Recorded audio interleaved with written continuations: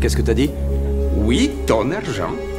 Tu oubliais que j'ai pris $20 000 la dernière fois qu'on a joué ensemble et je t'avais bien défoncé. Waouh. Ils essaient de m'avoir en me poussant à bout. Waouh. Mais il ne s'agit pas d'un duel. Ce n'est pas une question d'orgueil ni d'ego, c'est une question d'argent. Je peux partir maintenant, en règle avec Grama et KGB. Et je peux rendre à Petrovski la moitié de ce que je lui dois. Ce serait jouer la sécurité. Je l'avais dit à l'Astico, on ne perd pas ce que l'on ne joue pas. J'arrive. Mais on gagne pas beaucoup non plus. Allô, ici Fouad Berlin sur le podcast des investisseurs qui voient grand. Bienvenue dans ce nouveau podcast 10M pour 10 millions d'euros, capital optimal de la magnifique position du Vachier. Je suis toujours en compagnie de mon alcoolique Hugo, mon acolyte évidemment, et de Madeleine qui nous vient de France. Nous sommes toujours à Berlin-Est. Ravi de vous rejoindre pour cet épisode. Bonjour Fouad, bonjour. Bonjour Hugo. Bonjour Hugo. Bonjour Hugo. Merci. Bonjour.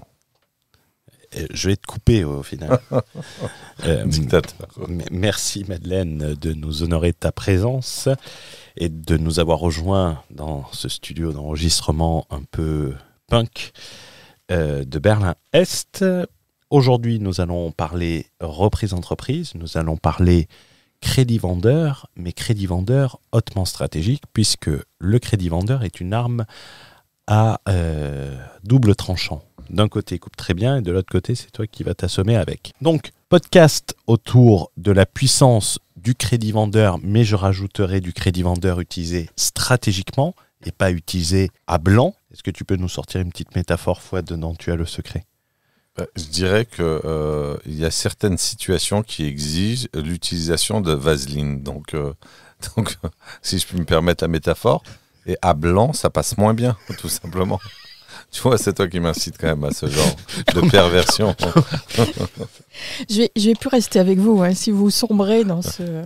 On a le sérieux de Madeleine. Je suis extrêmement sérieux. On me dit parfois que je suis trop sérieux. Non, mais tu veux l'appeler quoi, le crédit vaseline ? Ceci est une marque déposée. Moi, je préfère le crédit machiavélique. Parce que, comme on l'a dit précédemment, le moyen le plus sûr de contraindre autrui à faire ce que vous voulez, c'est de lui donner l'impression qu'il agit de son propre chef. C'est-à-dire que si vous voulez que votre crédit vendeur passe, il faut que ce soit le cédant qui vous le propose et pas l'inverse. Est-ce que tu utilises ce genre de technique avec ta compagne ? Première question. Le crédit vendeur ? Non. La manipulation. Non, je plaisante. Ah, quelquefois, oui. Tout le monde, c'est normal. Et oui, quelquefois, elle veut aller au restaurant. Je veux pas aller au restaurant où elle aime aller et je lui dis que c'est fermé et que c'est complet. Donc, on va revenir au sérieux parce qu'on a Madeleine qui nous fusille du regard. Tout de suite. Quelle réputation. On va diviser cette partie en plusieurs parties. On va parler du crédit vendeur en tant que tel.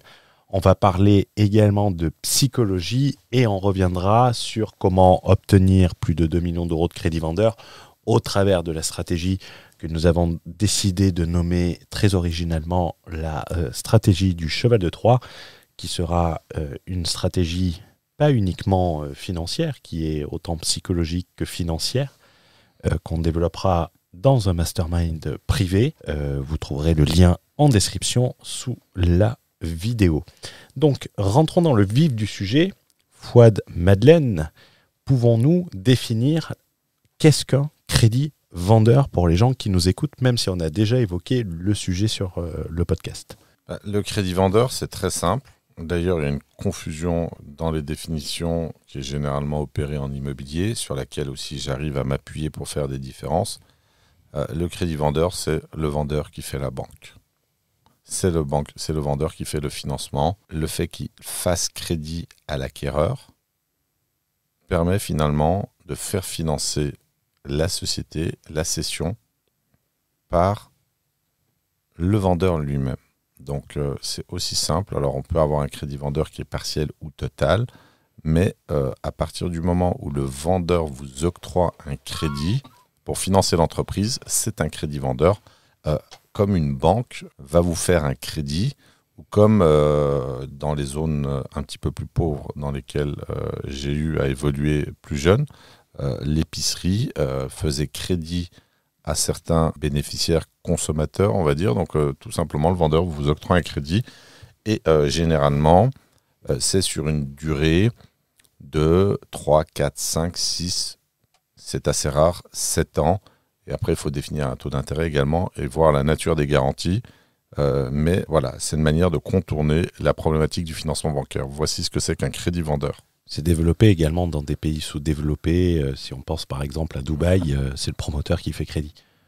Alors là, Je plaisante. ouais, non, bien sûr, là, tu as un plan de paiement, mais ça s'oppose à ce qu'on appelle le paiement comptant. D'accord. Madeleine, est-ce que tu souhaites rajouter quelque chose sur cette notion ? Je pense que ce qui serait intéressant, c'est de regarder pourquoi en fait le crédit vendeur a une telle réputation pour un cédant d'entreprise quand c'est une vraie entreprise, pas quand c'est parce que on l'a vu, il y a des secteurs d'activité qui se financent très mal ou qui se financent pas. Et j'imagine que notre auditoire en fait souhaite s'intéresser à une entreprise qui a une certaine viabilité dans le temps et où il souhaite se projeter en fait dans son développement à la fois personnel et professionnel. Donc le crédit vendeur doit être regardé avec beaucoup d'attention et de comprendre. Mettons-nous quelques minutes à la place du cédant et voyons pourquoi en fait on trouve le crédit vendeur pas très sexy. Fouad, projette-toi dans la peau du vendeur. Alors, le crédit vendeur, à la base, c'est quelque chose qui n'est pas forcément très connu. C'est pas un financement, c'est pas un mode de financement qui est classique. C'est-à-dire que le crédit vendeur, ça reste l'exception à la règle. Dans les sociétés développées d'un point de vue bancaire comme la société française, le financement habituel est un financement bancaire, que ce soit en immobilier, puisque le crédit vendeur existe également sur la partie immobilière. Dans le rachat d'entreprise, le crédit vendeur est plutôt l'exception à la règle que la règle.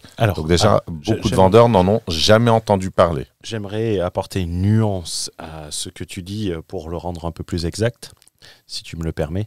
Bien sûr. C'est le crédit vendeur total, complet, qui n'est pas connu. Mais le crédit vendeur, que ce soit sous forme de earn-out, même s'il y a des particularités à ça. Mais ça, c'est un complément de prix, c'est différent. Oui, mais ce qui est une forme de crédit vendeur indirectement. Qui dépend de certaines performances, mais le fait qu'on ait le prix de vente qui est étalé dans le temps et finalement avoir un vendeur qui se substitue à la banque, ça, de mon point de vue, je pense que ce n'est pas la norme. Ce qu'il faut comprendre et sur lequel on va insister également, c'est pourquoi le crédit vendeur sec, désolé Madeleine, mais on va rester dans la lignée de Fouad et dans son champ lexical, c'est-à-dire sans vaseline, va être rejeté. Et pourquoi on est obligé d'introduire ce que vous avez mis en place sur la précédente société, c'est-à-dire cette technique du cheval de Troie, que n'essayez pas de vous le projeter. On a essayé de conceptualiser le nom qui reprend plusieurs aspects. Mais pourquoi ce crédit vendeur sec tel qu'il est présenté est quasiment une garantie de se faire claquer la porte au nez? Alors, là-dessus, pour continuer sur ton champ lexical, ça fait très mal. Tu me suis ou pas? C'est-à-dire qu'un vendeur qui ne touche pas le fruit de son travail, à la signature de la vente, alors qu'il ne touche pas en une seule fois le produit de sa vente, ça fait très mal au portefeuille et c'est quelqu'un qui a généralement concentré son patrimoine sur la vente de son entreprise. Alors on peut peut-être détailler en cloisonner en fait, parce que là tu viens de dire en fait il ne va pas toucher le prix de la vente immédiatement au moment de la vente. Donc le paiement, tu l'as dit, va être étalé dans le temps, en plusieurs années. Mais il y a un élément en fait qui est extrêmement important et que tu me rappelais Hugo, c'est qu'en fait le cédant, lui, il paye sa fiscalité immédiatement sur la vente. Ouais, il y avait des exceptions à un moment, je ne sais pas si elles existent toujours, ça relève de la fiscalité personnelle et c'est pas quelque chose qui m'intéresse des masses puisque ça change tous les ans et qu'il y a autant d'exceptions que de règles. Le crédit vendeur, il faudrait le regarder en détail, mais il me semble que la personne est redevable de l'impôt total dès le départ, même s'il n'a pas touché la totalité de la somme. Ça, je ne sais pas. Il faudra En tout cas, c'est un élément qu'on pourra vérifier, mais je pense que tu peux avoir un agrément. Voilà, c'est ça. Mais que c'est pas automatique. L'étaler. Tu peux peut-être l'étaler. Mais la question, tu restes redevable de la fiscalité. La question, même si Rapidement. tu l'étales, tu vas avoir la question si tu ne touches pas tout le prix. Parce que lorsque, par exemple, tu apportes une société à une société holding, tu as des plus-values latentes, mais si la société, elle se pète la gueule ensuite, tu es quand même redevable de cette plus-value latente puisqu'elle existait au moment de l'apport. Donc, et ça, tu as souligné pourquoi le crédit vendeur sec, lorsque vous allez le présenter, tel que certains le présentent, parce que en fait, le paiement complet du prix dépend du risque d'insolvabilité de la société que vous reprenez. Par exemple, si moi, on vient me proposer de racheter ma société de quelqu'un qui n'y connaît rien, un grand auteur contemporain avait dit « Vous pouvez reprendre des sociétés même sans compétences. Après tout, Carlos Ghosn ne sait pas changer la roue et il est bien PDG de Renault-Nissan. » Si moi, je vends un business à quelqu'un qui ne sait pas le reprendre, déjà, autant le garder, j'ai envie de le dire. Pourquoi lui faire confiance ? Et en fait, il va me payer avec les résultats de ma propre entreprise où je pourrais avoir les mêmes résultats en la gardant. Et sans avoir le contrôle sur les résultats du futur. Sans avoir le contrôle, alors tu peux mettre des clauses particulières, mais il y a des gens qui peuvent... les gens, je pense, qui voient et ça, tu vas me dire, Fouad, est-ce qu'on n'associe pas le crédit vendeur avec pas de dette, en fait, psychologiquement ? C'est-à-dire pas de dette. Est-ce que dans la tête des gens, se dire, c'est dans un la crédit tête vendeur du cédant ou de l'acquéreur ? De l'acquéreur. Est-ce qu'il ne se dit pas le risque, il est zéro ? Parce que, en fait, j'ai pas de dette. Comme il est vendu sur Internet, et je suis désolé, on est obligé quelque part d'en revenir aux références d'Internet, qui sont aujourd'hui les références les plus propagées. Le fait de dire crédit vendeur sans apport, sans caution solidaire, ce n'est quasiment pas assimilé à une dette. Pourquoi ? Parce que si il y a non-remboursement de la dette du fait que l'entreprise soit plantée, eh bien, évidemment, je pense que psychologiquement, l'acquéreur considère la dette avec un certain degré de légèreté et se dit que finalement, s'il ne rembourse pas, il ne se passe absolument rien pour lui sur sa situation personnelle, ce qui est une approche diamétralement opposée du financement bancaire où là, on joue littéralement sa peau, le fameux skin in the game. Et donc, je pense que la philosophie, là où tu as raison, le crédit vendeur est abordé avec énormément de légèreté, alors qu'il représente un poids extrêmement lourd pour le cédant. Et pour l'acquéreur. Parce que, en fait, on n'en parle jamais, mais il y a quand même... Il faut que l'acquéreur ait une grande crédibilité pour pouvoir l'obtenir. Donc, ce qui est quasiment impossible dans le peu d'échanges qu'il y a entre un cédant et un acquéreur, dans tout ce processus. Il faut vraiment inspirer confiance au cédant. Rien n'est moins simple. Alors, je suis d'accord avec toi, mais il y en a un qui est perdant en cas de liquidation de la société durant certain. Le plan de paiement, absolument. Le plan de remboursement. C'est le cédant. Le cédant est clairement perdant si la boîte est liquidée par incompétence ou autre motif. Donc, il y a une prise de risque. S'il n'y a pas de garantie en face, il y a une prise de risque réelle et extrêmement élevée d'octroyer un crédit vendeur. Alors, il y a des risques, mais je vais dire que le cédant, il sait où sont les cadavres. Et lorsque tu reprends une boîte, t'inquiète pas que...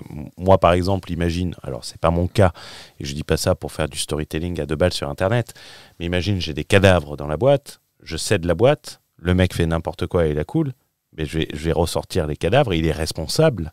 Oui, mais là, tu parles des cadavres. Ce que le cédant est incapable d'évaluer, c'est le degré de compétence du cessionnaire, de l'acquéreur. Donc, comment veux-tu qu'un cédant qui est dans son rôle, dans une activité, par exemple... C'est une question piège pour déterminer la compétence de l'acquéreur. On ne peut pas déterminer... C'est quoi l'usufruit ? Oui, mais ça c'est encore autre chose. Mais en fait, on est dans une asymétrie d'évaluation de la compétence. Et d'ailleurs, c'est la définition même de la théorie du signal, c'est que certaines informations détenues par une partie des parties prenantes, finalement, et là, dans notre cas, ce qui nous intéresse, la solvabilité, la capacité, la compétence de l'acquéreur est quasiment impossible. Alors, en termes de gestion d'entreprise en particulier, quasiment impossible à déterminer par le cédant. Et ça pose un problème, ça pose un vrai risque parce que finalement, le cédant n'est pas payé et si la boîte est liquidée, la probabilité finalement de contester le paiement est proche de 100%. Alors, sauf évidemment s'il y a des garanties de type caution solidaire, mais visiblement, ce n'est pas ce qui est vendu. Pour le cédant, c'est presque finalement jouer à la roulette russe. Hein. Tout à fait. Et l'entreprise est souvent son seul patrimoine. Il est souvent en fin de vie professionnelle. Donc ce qu'il cherche, c'est plutôt des garanties, une certaine certitude. Il voudrait lever le voile de l'incertitude du profil de l'acquéreur, lever le voile de l'incertitude du financement. Donc, et le crédit vendeur va à l'encontre de tous ces éléments-là. Donc, le crédit vendeur sec. On est d'accord. Je ne vais pas te forcer à dire le mot. Non, mais tu ne me le feras pas dire. Sec, il n'y a rien de mal à dire sec. Non, mais c'était le deuxième. Il sous-entendait le mot vaseline. Ah, ok, j'avais pas mot. T'as vraiment l'esprit tordu, toi. J'avais pas du tout pensé à ça. C'est important il y a une chose, comme tu l'as dit Madeleine, l'entreprise du cédant est souvent son seul patrimoine. Se pose également la question que dans une stratégie de rachat d'entreprise, et ça on l'avait précisé et on l'avait indiqué dans des podcasts antérieurs à celui-ci, c'est que moi ce que je n'aime pas sur la stratégie du full crédit vendeur telle qu'elle est présentée, c'est qu'elle repose uniquement sur la chance que tu as de reprendre la société qui accepte. Et c'est-à-dire qu'en matière d'entrepreneuriat, et tu vas me dire ce que tu en penses, les personnes se focalisant sur cette méthode vont plus espérer que la société, elle accepte. Donc, ils vont voir plein de sociétés. Et soyons honnêtes, et j'ai eu des retours de personnes qui ont tenté cette méthode et qui ont passé beaucoup de temps et qui ont eu des résultats inversement proportionnels à ce qu'ils avaient déployé, comprenaient aucun retour, que des refus. Alors oui, tu peux avoir une acceptation, mais tu veux te concentrer sur une société qui est à la fois intéressante et que tu souhaites développer également. Pas seulement une société qui accepte un mode d'acquisition. Tout à fait. C'est la différence entre acheter un mode de financement et acheter une entreprise. Peux-tu l'expliciter ? Les gens qui vont faire l'impasse de sélectionner une entreprise intéressante, intrinsèquement intéressante, avec un potentiel de développement, ne vont pas se focaliser sur le mode de financement, surtout s'ils sont finançables. Et il y a des gens qui savent qu'ils ne sont pas finançables par le biais du circuit traditionnel de financement, à savoir le financement bancaire. Et donc ces gens-là vont se focaliser sur le crédit vendeur, full crédit vendeur, et donc là vont prendre finalement des entreprises dont le cédant est d'accord d'octroyer ce fameux crédit vendeur à 100%. Et ça change tout, parce qu'on passe d'un choix délibéré à un choix par défaut. Et de manière générale, alors ça c'est ma conclusion, le choix par défaut est souvent synonyme de médiocrité. C'est souvent le cas. J'essayais de trouver, pendant que tu parlais, j'essayais de trouver des exemples pour en faire une métaphore. J'arrivais pas à en trouver, ou à en trouver qui soit acceptable par Madeleine. J'en avais une en tête, mais elle n'était pas... Fais-toi plaisir, Hugo. Non, je plaisante. Non, mais par exemple, ce que j'allais dire, c'est un peu... après, ça me validera le nom que tu m'avais mis sur mon gâteau d'anniversaire, mais si tu vas voir toutes les nanas de la soirée... On en a mangé pendant 2 jours du gâteau de ton anniversaire. Si tu vas voir la nana... Heureusement qu'il était bon. À une soirée et que tu dis « Viens, on va chez moi », avant que ça passe à sec comme ça, si on peut utiliser le terme, tu auras beaucoup plus d'échecs que de réussites. Tu as toutes les chances de prendre une paire de claques. Oh non, pas aujourd'hui. Voyons. Excuse-moi, je suis encore de la vieille école. Sur ça, c'est exactement pareil en fait. tu vas te retrouver avec le choix par défaut dont personne ne voudra, si tu restes uniquement sur cette stratégie-là. Et c'est à ça que je l'associerai, je ne vois pas d'autres images ou métaphores. Et le problème que les gens oublient souvent, c'est que reprendre une boîte, déjà, si elle n'a pas été vendue, c'est-à-dire qu'elle n'intéresse pas grand monde, ou qu'il y a des problèmes de financement, mais ce qui veut dire également que toi, tu devras accepter le crédit vendeur pour la revendre. Donc, à part acheter, les gens te parlent de grosses ambitions, de stratégie, et ils reprennent des sociétés qui sont obligées de revendre en crédit vendeur. Donc, si eux ont eu la chance de bien la développer, qu'en sera-t-il du prochain acquéreur ? Mais tu vois, là, tu mets le doigt et on peut prendre sur quelque chose qui est important. On peut prendre un exemple concret de quelqu'un qui a rédigé un chef-d'œuvre de la pensée entrepreneuriale qui affiche une ambition à 400 millions d'euros. Et on en parlait à table, ça m'a poussé à décortiquer le mécanisme de l'ambition, de l'objectif, faire la distinction entre un objectif, un désir, une illusion, un fantasme et voire un mirage. 400 millions d'euros pour aller chercher des boîtes à 50 000 euros, c'est totalement incohérent. Et finalement, le crédit vendeur, lorsque c'est un choix par défaut, va peut-être aussi te pousser au sous-dimensionnement parce que tu vas aller récupérer ce dont personne ne veut et ce dont la seule chose dont tu es capable d'avoir. Et ça, il faut être très vigilant sur bien dimensionner et surtout faire des choix délibérés. C'est un peu ce qu'on a fait dans notre cas. Nous avons pu faire un choix qui était délibéré. Donc, ce n'était pas un choix par défaut. Et finalement, alors c'était même plus qu'un choix délibéré, puisque derrière, il y avait toute une stratégie d'envergure en déploiement national sur la franchise. Mais le crédit vendeur n'était pas l'indicateur principal de la stratégie. Et je dirais que ce n'était quasiment pas un indicateur tout court, puisque nous l'avons décliné. Et c'est là où, en le regardant maintenant, qu'on a regardé un petit peu tous les aspects négatifs du crédit vendeur vu du point de vue du cédant, pour de bonnes raisons, quand on regarde en fait cet outil de financement sous un autre angle, comme un élément, une pierre dans une stratégie et une structuration d'ensemble, que nous avons décidé d'appeler stratégie du cheval de Troie, il prend un tout autre aspect. Et je crois que en fait, tu insistes en fait toujours sur la psychologie du cédant et de l'acquéreur évidemment, mais c'est là où en fait il y a des éléments en fait qu'on peut positionner et qu'on a fait dans notre cas qui sont extrêmement utiles. Ouais, on va donc passer sur cette deuxième partie. Merci Madeleine, sur la psychologie du cédant, parce que tu aimes beaucoup parler de la théorie des jeux, donc il faut prendre en compte les autres joueurs. Et dans un rachat d'entreprise, tu as le cédant. Et Fouad, tu parles souvent du développement de la compétence psychologique comme un prérequis, comme un prérequis ou préalable ? Un préalable. Un peu les deux, je dirais. Ouais, oui. On peut dire les deux. Comme un prérequis au développement d'une grosse stratégie. Alors, je suis d'autant bien placé pour en parler parce que moi, au début, la psychologie, je considérais à tort que ça ne servait à rien. Je confondais psychologie et philosophie, pour être sincère.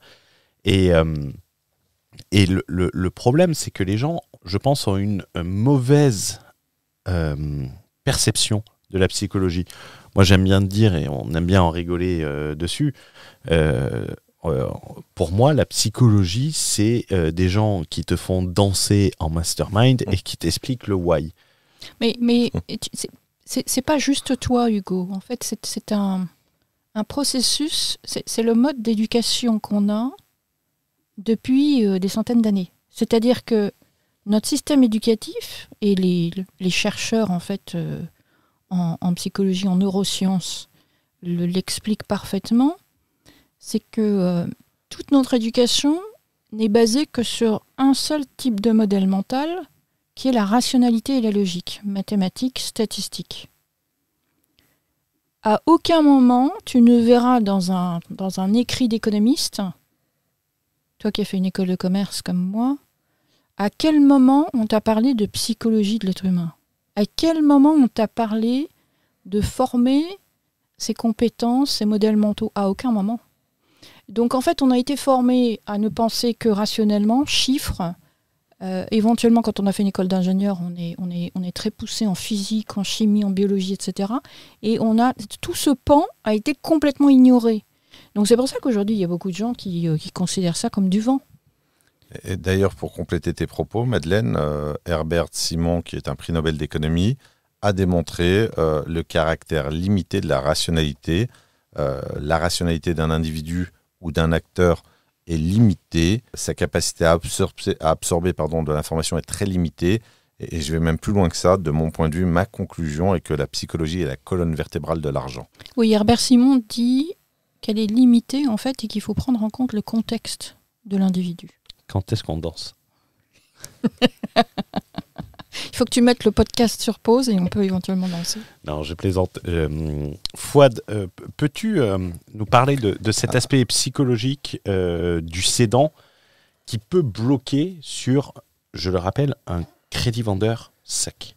Alors avant ça, je pense qu'on a oublié une partie qui est importante. Rapidement, les quelques avantages du crédit vendeur. Je crois qu'on n'en a pas parlé. Non, mais ça, on va en parler sur la prochaine partie, sur le pourquoi avoir déployé ça, comment avoir obtenu 2 millions et parler également des coûts, parce qu'il y a également des avantages de coûts sur la dette et on pourra expliquer clairement comparatif banque, comparatif... Je me permets de couper le podcast puisque nous avons décidé de diviser cet épisode en 2. Donc toute cette partie sera traitée dans un épisode à part qui sera publié dans 2 semaines. Donc n'hésite pas à t'abonner et activer la cloche de notification. Crédit vendeur, là on est vraiment sur la psychologie très bien. Du cédant. Ok. Par rapport au crédit vendeur. La psychologie du cédant. Alors j'ai envie de dire crédit vendeur ou pas crédit vendeur. Payer rubis sur l'ongle ou payer crédit vendeur, la psychologie du vendeur est fondamentale. Pourquoi ? Parce que c'est un acte extrêmement important de céder une entreprise. Plus l'entreprise a de l'ancienneté, plus la cession est douloureuse d'un point de vue émotionnel, d'un point de vue psychologique. Donc généralement, c'est quand même le bébé qui est transmis. Donc, dans la psychologie du cédant, c'est une dimension qui est fondamentale, voire déterminante pour la suite, que l'acquéreur sérieux et intelligent est dans l'obligation de prendre en compte pour mener des négociations qui vont lui permettre d'aboutir au processus de cession. Donc, c'est fondamental. On a généralement, alors si on parle de la tranche des cédants qui ont plus de 60 ans, donc ce sont des gens de l'ancienne école qui ont une culture très forte de la parole, par exemple, qui ont une culture très forte du travail, une culture très, très forte également de l'habit fait le moine, c'est-à-dire que la posture, la manière de se présenter, etc., la crédibilité, on en parlait, ce sont des éléments qui sont fondamentaux pour se dire finalement, bon, j'ai pas affaire à des touristes ou à des intermittents du spectacle. Et ça, c'est quelque chose qu'il faut absolument préparer. Les entretiens doivent se préparer parce que sinon, on peut avoir un réflexe quasiment de survie de l'entreprise par le cédant qui va rejeter la candidature. Parce que, alors, il faut souligner quelque chose, dans des entreprises intéressantes, le nombre d'acquéreurs est supérieur au nombre d'entreprises à céder. Donc finalement, on n'est pas en position de force et ça, c'est vraiment un élément qu'il faut prendre en compte. Et donc respecter les peurs, les craintes, voire les angoisses du cédant, ses préoccupations quant au sérieux de l'acquéreur, ça, c'est des choses qui sont absolument fondamentales. Je vais prendre un exemple pour rebondir sur ce que tu disais, qui peut être adapté parce que on a le discours Internet tel qu'il est présenté, le but n'est pas de le critiquer, ça ne nous intéresse pas, on veut être comme dans l'immobilier, dans une certaine forme de réalisme, et je pense que les gens qui s'intéressent à ce sujet l'ont tous vu, ce contenu.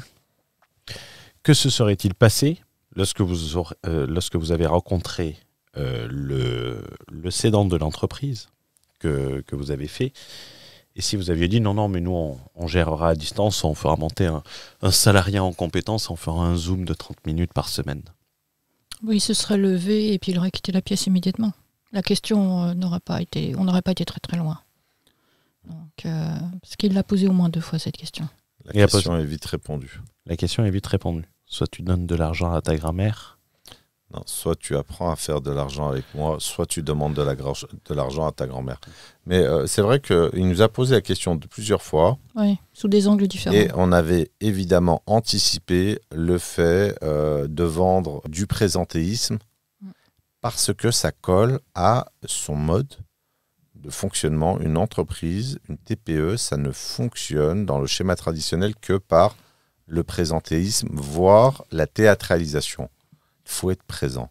Et il faut penser qu'on est face à des gens de l'ancien monde qui valorisent plus Tout à fait. le temps de présence dans l'entreprise, l'exemplarité du repreneur auprès de ses salariés. Tu vois, je me suis mis en perspective, moi. J'ai grandi, en fait, dans le sud de la France. J'y passais tous mes étés avec mes parents et mon frère. Donc, pendant 30 ans, en fait, j'y allais tous les ans. Ils ont eu plusieurs maisons, voilà. Donc pour moi, il y avait une connaissance du terrain, une vraie connaissance. Et donc pour moi, c'est un élément extrêmement positif que j'ai mis en avant en disant, en fait, je reviens m'installer. Et ça, tout de suite, ça change la donne. Et là, ils te testent très vite. Hein. Ah bon, vous connaissez quel coin? Là, tu peux parler en détail. Et tu as des éléments, tu sais, en fait, quels éléments vont être faciles à poser pour montrer, en fait, ton authenticité. C'est très marrant parce que... Et le réalisme de la situation. Tu as investi dans l'immobilier, oui. Et quelquefois en dehors de ta région. Ah ben oui, massivement en dehors de ma région. Et est-ce qu'on n'est pas sur les mêmes problématiques? Exactement. On est dans la... Il faut en fait se rendre... L'acquéreur pour un cédant, c'est la grande inconnue. C'est vraiment le grand point d'interrogation. Donc ils ont besoin d'avoir des repères. Ils ont besoin de se rassurer. Donc... Comment ils vont se rassurer? Par rapport à leur propre mode de fonctionnement, par rapport à leur propre mode de vie, leurs propres habitudes. C'est des gens qui ont la soixantaine, souvent, passée, et donc ils ont besoin de comprendre dans quelle filiation on se positionne, pourquoi on en vient à l'entrepreneuriat aussi, quelles sont nos compétences avant, pourquoi l'entrepreneuriat à notre âge, pourquoi cette association. Donc il y a tout un élément, en fait, il faut se rendre... le plus abordable possible et cocher le case que le cédant a en tête. Il y a un sentiment sur lequel il faut absolument en fait anticiper la réaction du cédant. C'est un sentiment en fait qui est de culpabilité ou d'abandon, c'est-à-dire que le cédant a l'impression d'abandonner finalement son navire. Et qu'est-ce qui renforcerait qui exacerberait ce sentiment d'abandon? C'est un acquéreur qui planterait la boîte. Et là, le cédant se dirait « j'ai trahi parce que j'ai cédé à la mauvaise personne ». Donc, de ce sentiment finalement qui est réel, qui est très élevé pour les gens qui ont une entreprise qui existe depuis plusieurs dizaines d'années. Donc, ce sentiment, il faut absolument apporter de la sécurité pour combler ce besoin de sécurité et éviter d'avoir un cédant qui se dit « je risque de trahir par le mauvais choix ». On est... je ne sais pas si tu l'avais dit, la culture de la parole chez les anciens. La culture de la parole chez les anciens et également l'importance de l'image pour les anciens. Aujourd'hui, les jeunes... t'as l'impression qu'ils n'en ont rien à foutre de l'image. Oh, c'est pas grave. Et c'est un peu la foi de... S'il te plaît, quand je parle, t'évites de mettre du son. Excuse-moi pour la mauvaise manip. On le voit au travers notamment de la culture actuelle, c'est que on fait des séries sur des arnaqueurs, où on fait presque passer des arnaqueurs pour des héros, par exemple la fraude carrousel de TVA. Sur le carbone sur le carbone, ouais, où on te fait passer ça. On te présente les mecs qui font n'importe quoi un peu comme des génies du mal, c'est comme ça. Et on oublie que ces gens-là, de cette vieille école, et surtout on parle souvent d'eux parce que on va te dire c'est des gens qui partent à la retraite, donc il y a plein de sociétés. Ces gens-là ont un respect de leur image. Ils n'ont pas envie de frôler les murs en disant « Ah ouais, lui, il a pris le fric, il a foutu un mec, il a planté la boîte, il n'en a rien à branler. » Oui, parce qu'ils habitent généralement proche de leur entreprise. Donc ça pose un problème. Et l'image des autres est très importante. Ils n'ont pas envie d'aller au... Je ne saurais pas comment l'expliquer. Ça peut avoir des aspects très négatifs. Hein. Si en fait, si tu triches et que tu fais semblant, tu te donnes une image. Imagine que tu signes, en reprenant le point que Fouad mentionne. Le cédant, il part pas très loin. Hein. Il habite à côté de l'entreprise. Il reste chez lui, en fait. Hein. Il prend sa retraite chez lui. Qu'est-ce qui se passe? Il connaît les partenaires.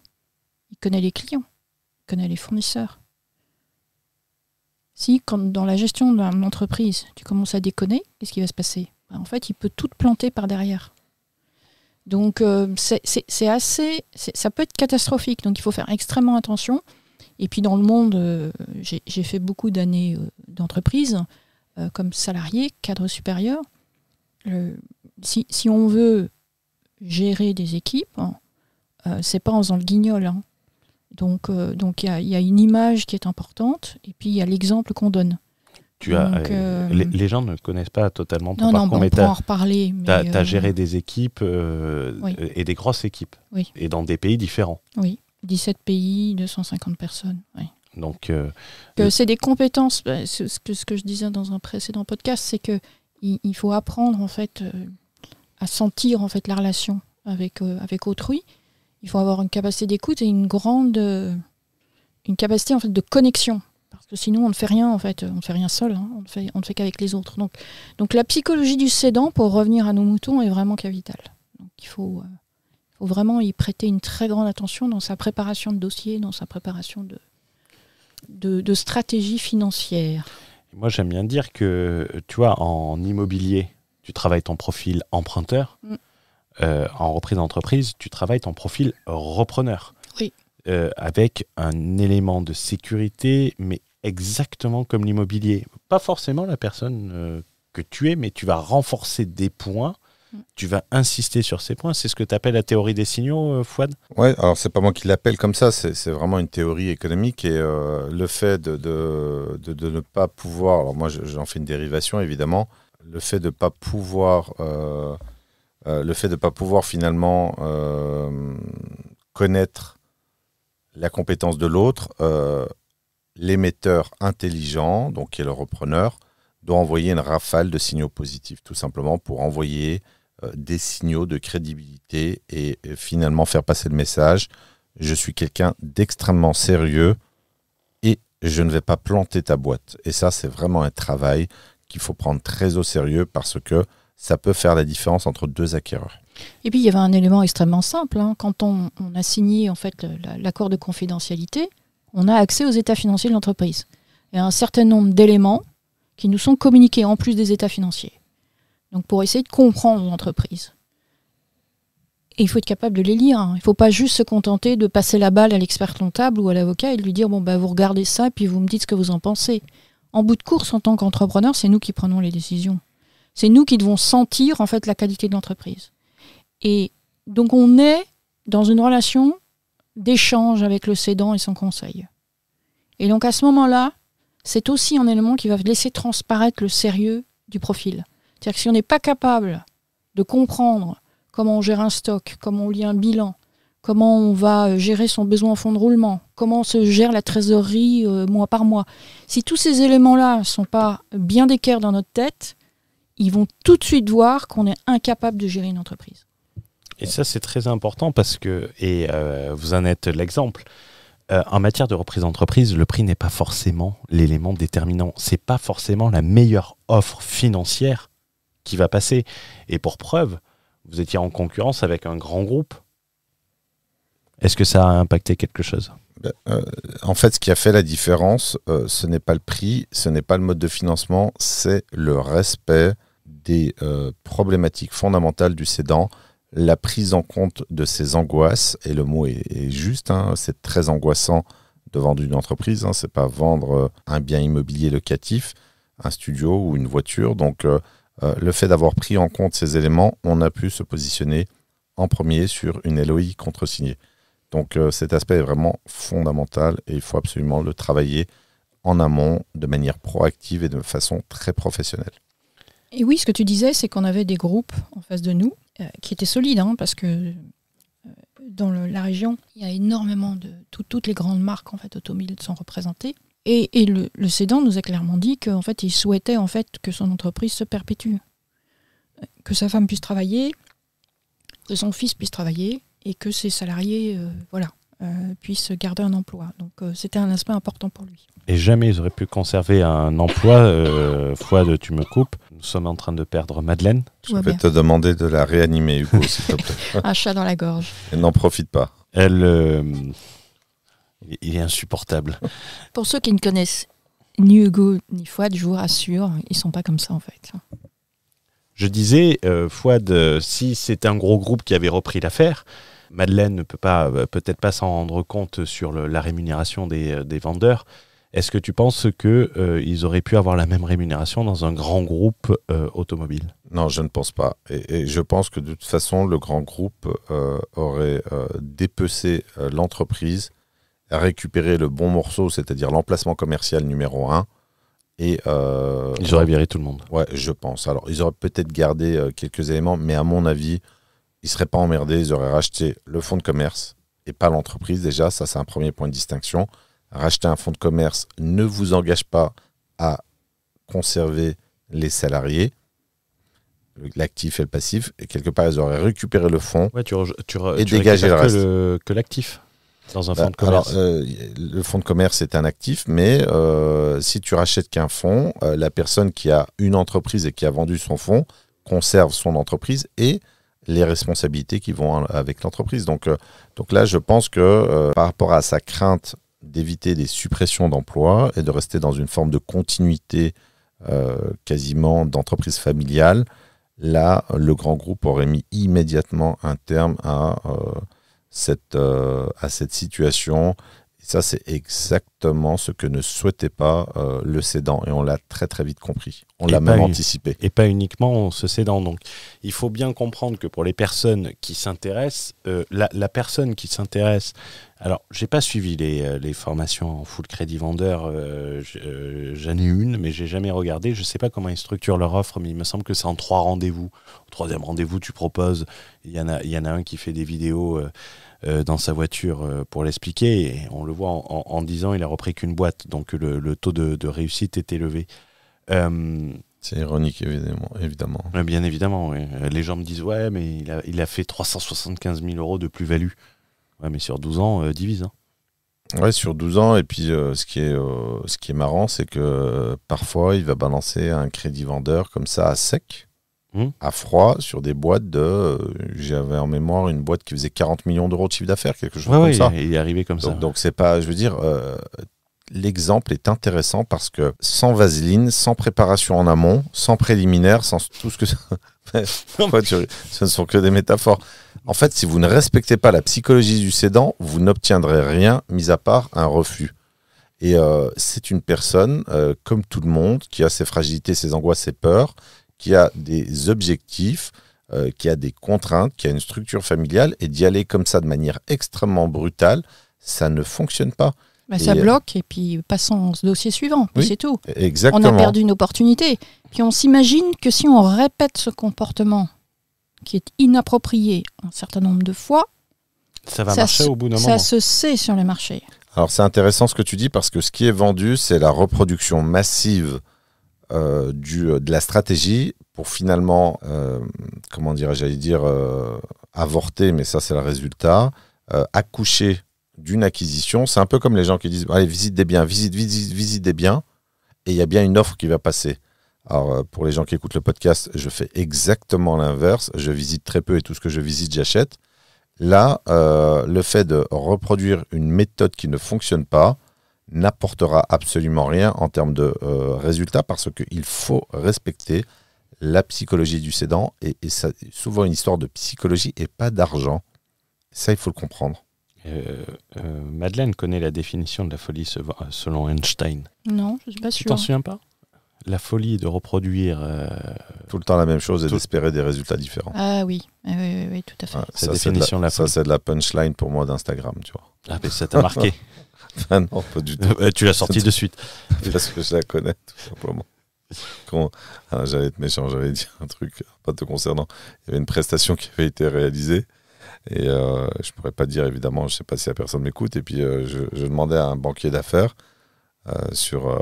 D'Alsace-Lorraine, le non, un banquier d'affaires qui faisait une intervention et du coup je lui dis qu'est-ce que tu as pensé de l'intervention de cette personne, et là la personne me dit c'était du niveau Instagram. Là, je me suis dit waouh, la punchline elle est vraiment ultra réaliste et performante. C'était quand? Non, je veux pas te dire, tu veux pas le nom. On vous traiterait ça offline pour nos auditeurs. Donc voilà, ça demande plus que mettre des citations sur Instagram.